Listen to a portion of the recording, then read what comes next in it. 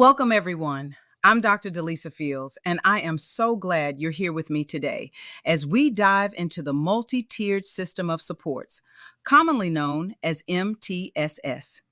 As behavior support staff, you are often on the front lines of our students' hardest days. It's challenging work, but you are the architects of their safety and success. MTSS is the framework we use to organize our academic, behavioral, social, and emotional supports around what our students actually need.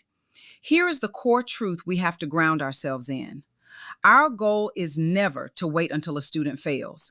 Our goal is to get curious early, identify the need, provide the right support, and adjust based on what the data tells us. The foundation, Tier 1 Universal Support. I want you to picture a pyramid. At the very bottom, creating our foundation, is Tier 1. This is universal support provided to all students. It's our school culture. It's our clearly taught expectations, our predictable routines, and how we build relationships. You play a critical role here. Every time you model an effective interaction, help a student regulate before a problem escalates, or reinforce an expectation, you are doing Tier 1 work. Strong Tier 1 systems matter because we cannot wait for a student to receive multiple disciplinary consequences before we decide to intervene. But some students are going to need more than that universal foundation, and that brings us to Tier 2. This is targeted intervention for students who need a little extra structure. Notice the word targeted. We aren't just throwing more help at a student and hoping it sticks. We are identifying a specific need.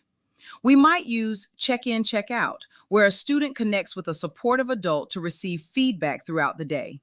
We might use social skills groups or mentoring.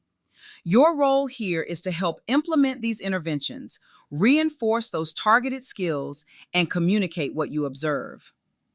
At the top of the pyramid is Tier 3. This provides intensive, individualized support for a few students with significant or persistent needs.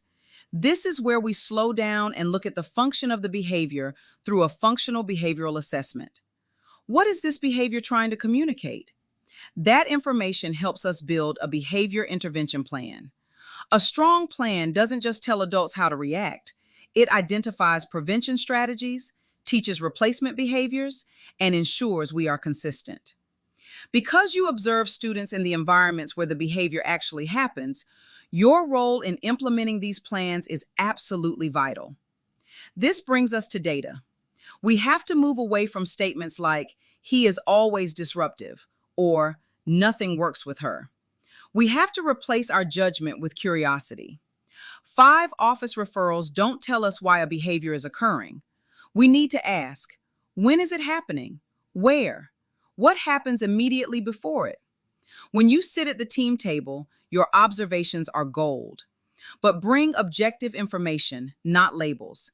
Instead of saying, "he was disrespectful all morning," try saying, "during first and second period, he refused 3 adult directions and left the assigned area."